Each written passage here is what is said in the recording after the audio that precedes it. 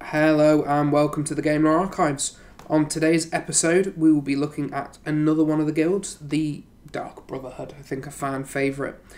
They're a mysterious guild of dark assassins with guild halls in all provinces of Tamriel, and in many cases have shaped the history of Tamriel as well. Before we talk about the Dark Brotherhood itself, we must talk about Morag Tong, and this is where it all started. It was born almost as a religious cult, founded by the Daedric prince Mathala. In Dunmer legend, she is said to have taught the Dunmer how to overcome their enemies with sabotage, subterfuge and assassination. This is apt as Mathala is the prince of conspiracies and secrets. A small group of Dunmer continued to follow these lessons, and so the Morag Tong was born. The guild was authorised and legalised with the intent that conflict that risked many lives could often be prevented with the killing of key figures, and they would only be employed once all other options had been explored. The Morag Tong were a guild of assassins in much the same way as the Dark Brotherhood are, but with a couple of big differences. First is that they were a legally sanctioned assassins guild, which meant that their contracts, known as writs, were legal documents, and so long as they were filed under guild regulations, the people who took them out were not breaking the law. It also meant that a member of the guild who carried out the killing was exempt from the law broken while carrying out the assassination. If the guild member was caught carrying out the murder, they would have to produce the writ, and the guard or official would immediately absolve them of the killing.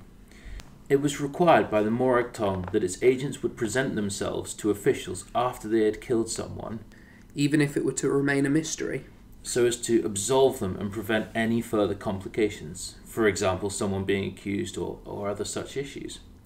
Any guild member that did not was then considered suspect and was subject to internal investigation, as the guild was illegal and above board and it didn't tolerate crime. It's also worth mentioning at this point that other crimes committed during the assassinations were not excused, such as secondary killings, theft and so on. Another difference, although a little more subtle, is that they were not merely cold-blooded killers, but they were almost like protectors of the people, used to prevent people with too much power doing too much damage. It's interesting to note that they didn't refer to their killings as assassinations, but honourable executions. Unfortunately, like in all groups of people, there were a few bad apples, and there were some in the Morag Tong that did not want their killing to be constrained by the strict guild rules, and wanted to kill more for the fun of doing it or for money or other selfish gains. They turned into a death cult who had stopped worshipping Mathala, and in turn started to worship Sithis and the Night Mother. Sithis is an avatar of death, and the Night Mother was the most fervent of followers, and the Dark Brotherhood sought to appease them. As a result of this, the Morag Tong reputation became diluted, and as time has changed, they've become a tool for the rich to kill their enemies, and are no longer the arbiters of peace, due to the Morag Tong not technically reaching beyond the borders of Morrowind.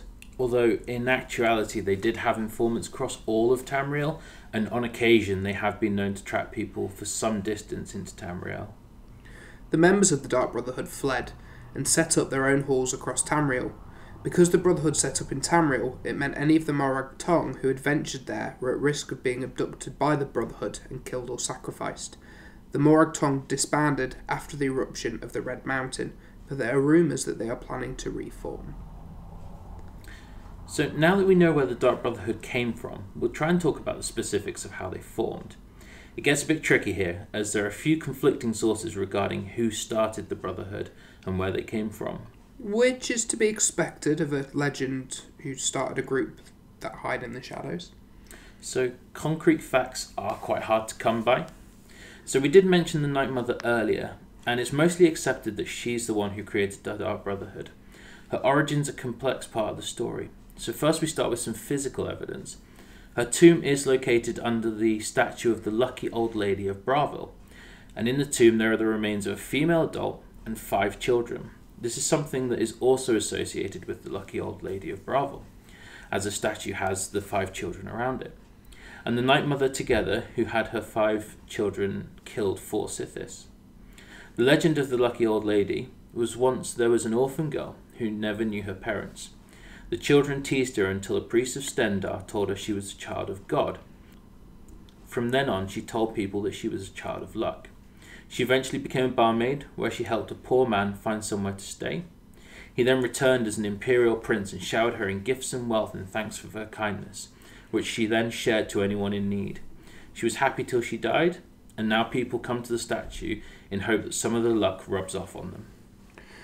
The problem with this theory is that the Lucky Lady lived in the First Era, or even before. We only know that the statue has been there since the First Era, and the Dark Brotherhood was set up in the Second Era. So where does this leave us with this theory? In two places, really. The first simple one is that they are not the same person. Maybe the remains don't belong to the Night Mother, or if they do, she liked the irony of being buried under the statue of someone who brought happiness. The second opinion is that the Night Mother married Sithis after killing her 5 children. Now, it's very possible that when this happened, she died. This could explain why they were all buried at the same time, and then ascended to become his bride, and like the Adrian Daedra, lived on for all time, hence why she can still talk to the listener. And it may also be like the Adrian Daedra, she can manifest a physical form and visit Tamriel, or anoint a champion to do her work. This could explain how she had come back in the Second Era to set the Dark Brotherhood up. There are some other options, but I am less convinced by these. Some people think that the Night Mother is actually the Daedric Prince Mephala in the form of a Dunmer woman. Others think she's an Imperial assassin called Sivara Major, because in the game Morrowind there's a mission to kill the local Night Mother. Now the interesting part about that is the local part, almost as if the Night Mother was originally a position like a listener. Which is the leader of the Dark Brotherhood, who hears the Night Mother's commands and passes on the instructions. And that there is more than one of them. There's also a suggestion in the book 2920, Volume 12, Evening Star, and the direct quote from that is, Corda, dusty from the road, flew into the Night Mother's arms. For a moment they stayed locked together, the Night Mother stroking her daughter's hair, kissing her forehead. Now, Corda was a Red Guard woman who killed Emperor Raymond III, as instructed by the Night Mother. However, I think that when they say daughter, I think it's one of those kind of cult general terms like brother or children or something like that, not specifically her daughter.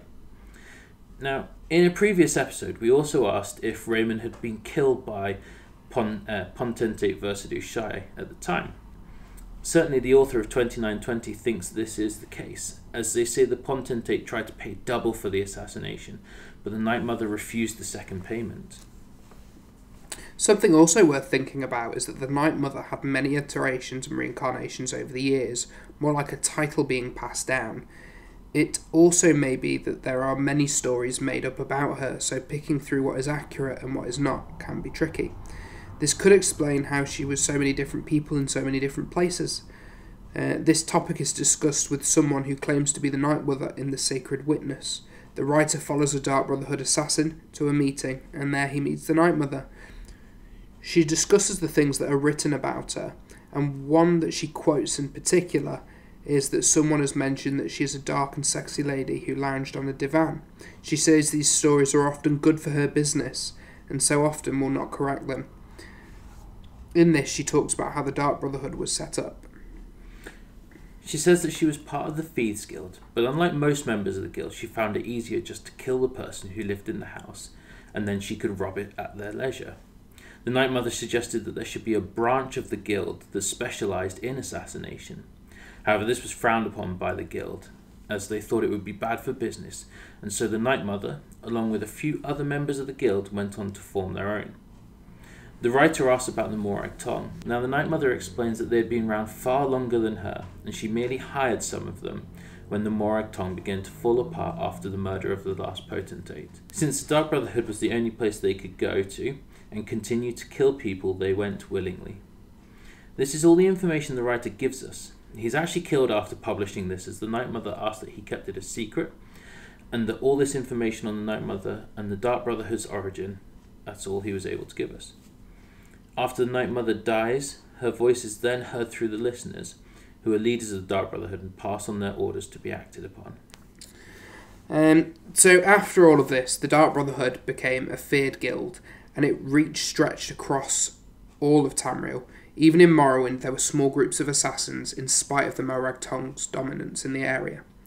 Their power and influence has not been concrete and has fluctuated over the eras. The second and third eras merely mentioning brotherhoods would cause nobles and commoners to quake with fear. Even emperors were not out of reach of the Brotherhood. They had hardened and well-trained assassins in sanctuaries throughout Tamriel. During the Oblivion Crisis, the Brotherhood in Cyril was all but purged because of their treachery from within.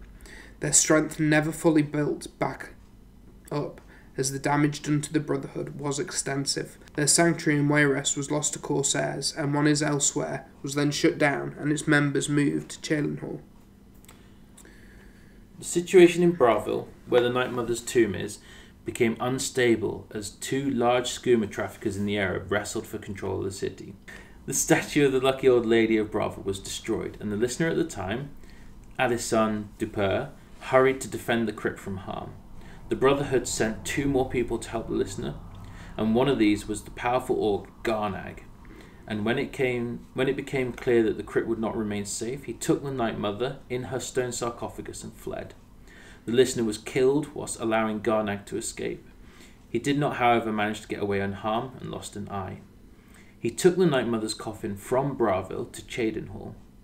The leader of the Chedenhall sanctuary then claimed falsely to be the listener, and Garnag killed him at the behest of Cicero, who then became completely mad due to the Brotherhood's almost total destruction. This drove Cicero to move the Night Mother to the sanctuary in Skyrim, where the Dragonborn finds him.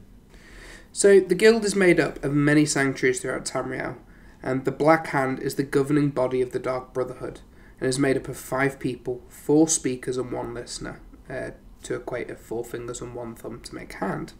The listener receives information from the Night Mother, and the speaker passes this on to the sanctuary to carry out the assassinations.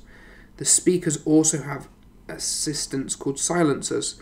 These are the speaker's right-hand assassins and are contracted for the hardest work, but they are also kept secret from the rest of the Brotherhood. To become a member of the Brotherhood, you need to prove your ability to sneak and your ability to assassinate. Once this has been proven by killing someone, a speaker will visit and task you with a murder. Once completed, the person is then offered a place in the Brotherhood.